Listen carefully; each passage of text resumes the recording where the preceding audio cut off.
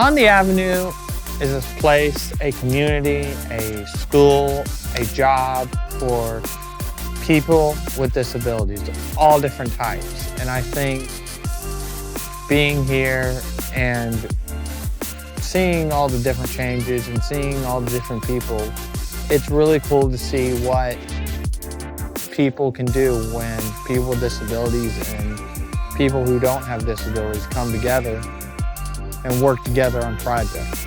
On the Avenue is a place where people on and off the autism spectrum come together to learn or teach things such as photography, videography, and art. On the Avenue is really fun because I like the people that I work with there on a regular basis. I also enjoy what's being taught there. They don't see our disability. That's the amazing part about this place. With the help of On the Avenue, I'm slowly learning to be independent and be on my own.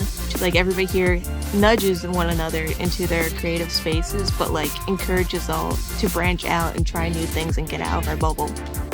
I've developed so many meaningful friendships here On the Avenue. On the Avenue is a safe place where people come wherever they are on their journey in life to gain confidence, build community, and learn commerce. Together, On the Avenue, inspire, inform, educate, entertain. Y'all ain't not ready for my creativity.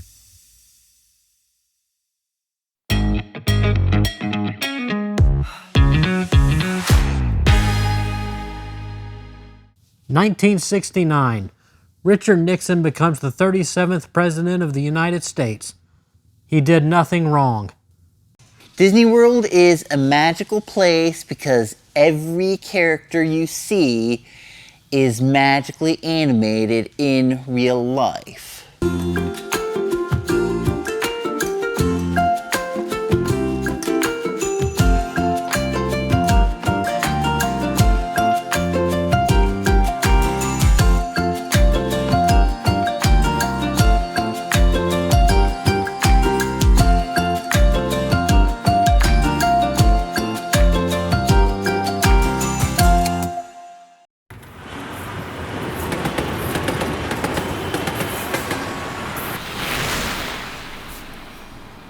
Hey, you.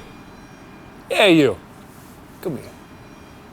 Oh, you think you're a wise guy, a regular comedian.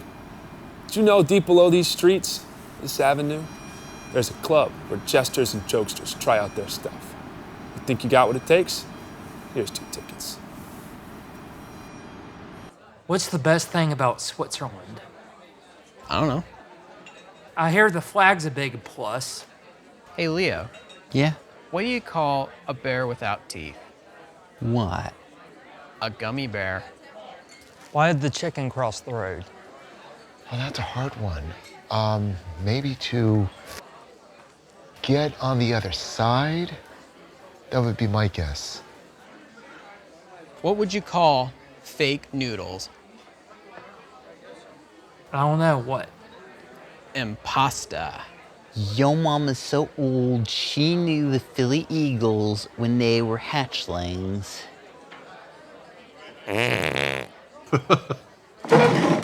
All right. When you'd see a train passing by and it had gum, or it was chewing it rather, what would it do? I don't know, what? It would go choo choo, chewing gum. How do you make holy water? I give up. You boil the hell out of it. Why do bees have sticky hair? I give up. Because they use a honeycomb. You don't get out very often, do you? Yo mama's so fat, Florida uses her as a flood barricade. Hey, Dave, do you want to know why you can't fart in an Apple store? Why? They don't have windows. John, you just boofed in an elevator. You know what? What? It stank on all levels.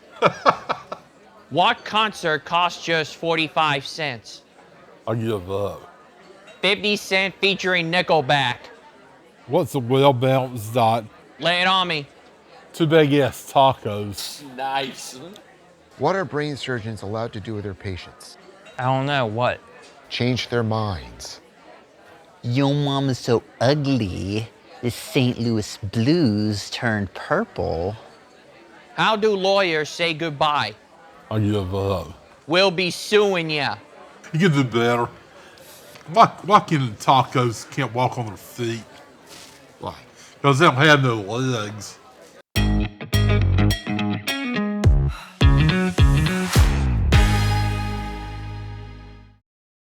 Hello, Brad here. In this tutorial, I'm going to teach you how to edit videos. First, take the SD card out of the camera you filmed with, insert it into your computer, onto your editing software. Now, it's time to get started. You can put together the footage on your timeline however you want. Any tool and effect you see above will help you out. With everything you can do on here, you can make your video more than you can ever imagine.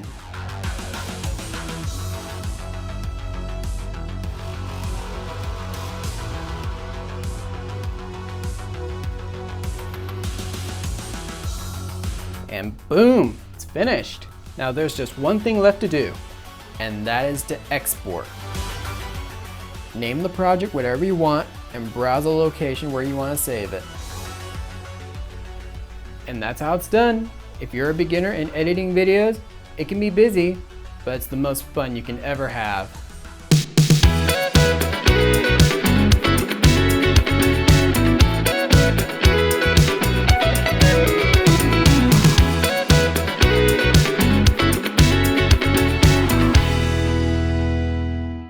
Dig Deep with Leo.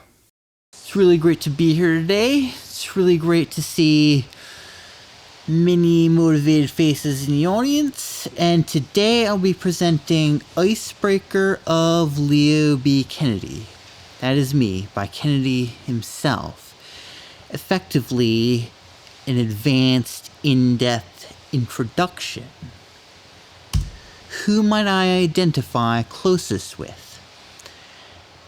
As an artist with many brain children, I identify very closely with Phineas and Ferb.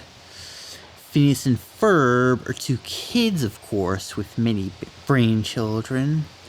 Then there's a main Disney prince who I identify super closely with. The Beast, voiced by Robbie Benson. I identify closely with him because I suffer from intrusive thoughts a lot. I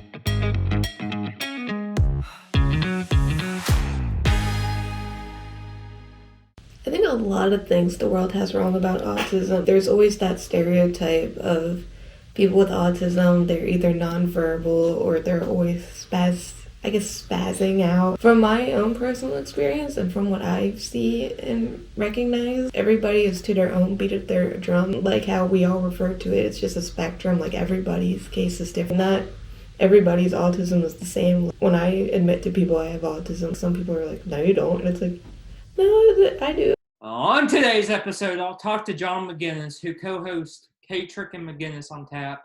John played golf professionally for 15 years, from 1991 to 2005. We'll learn about what it took for him to get to the PGA Tour and then transition into the role of a professional broadcaster. John's brother Philip is a close family friend and was actually his caddy. Welcome to the Rowdy Riley Sportsbook Review. My name is Rowdy Riley.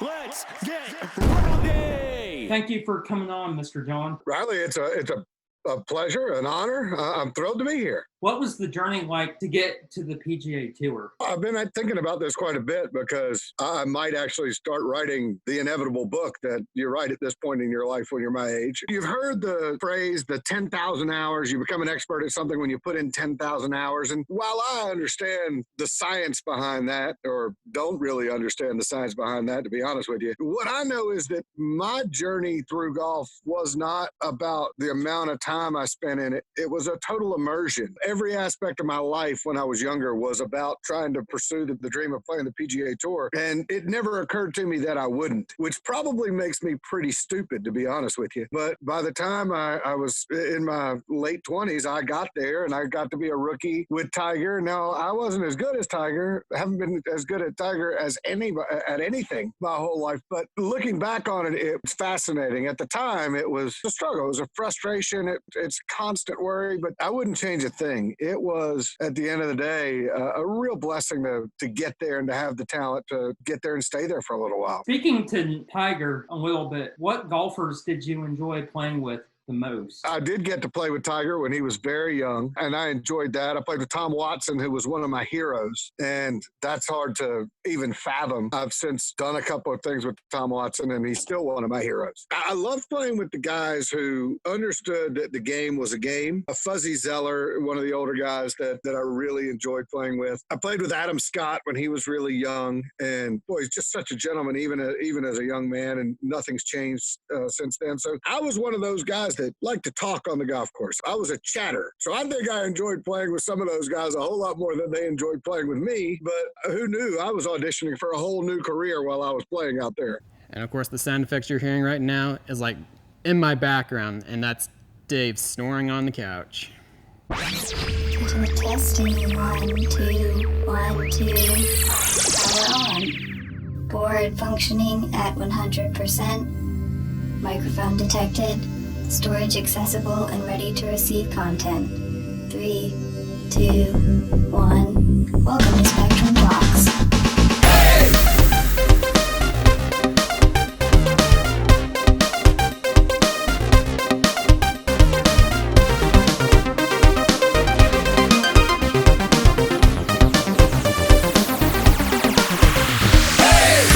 Hey everybody, welcome to Spectrum Talks. It's another week. It's another great day to be alive. Today we have the guy. I guess we can, around here he's the guy. I don't know in the real world if he's really the guy. But Tom Woodard, he's a great guy, and that's all I can say. So Tom, basically this show is about talking about things that are on the spectrum, and I've kind of been learning about the world of the spectrum, for lack of a better word, because you helped invite me into your world. You've created a wonderful place, and I know everybody's heard about it here on the show, called On the Avenue. You've created the place, and it's a work in progress. It's a beautiful thing. You've allowed a lot of other people to come help grab paintbrushes with you and kind of figure it out as we go along day by day, and I get to be part of that journey, and I thank you for that publicly. Yeah. But yeah, so tell us a little bit about On the Avenue in your words, from the guy who started it. Yeah, man. Thanks, dear. Glad to be on. This is fun. On the Avenue is kind of one of our dads called it a therapeutic milieu a long time ago, and I thought we had to spray for that or do some sort of bleach treatment. But it turned out it was just a big experiment that we had, and God had a plan for this place, and it's really, and then I wrote a line yesterday. So that was kind of the beginning. And then I wrote a line yesterday that said, On the Avenue is a destination where it's all about the journey. And I thought that was kind of an interesting way of describing what we're about here. It's about making the journey better. It's about giving everybody opportunity and as much access as we can possibly give them. I think traditionally people on the spectrum have been assigned to certain tasks and roles in life, as maybe all of us have, in some different way. And I think what On the Avenue tries to do is discover the hidden talents or not so hidden talents in others and really foster those.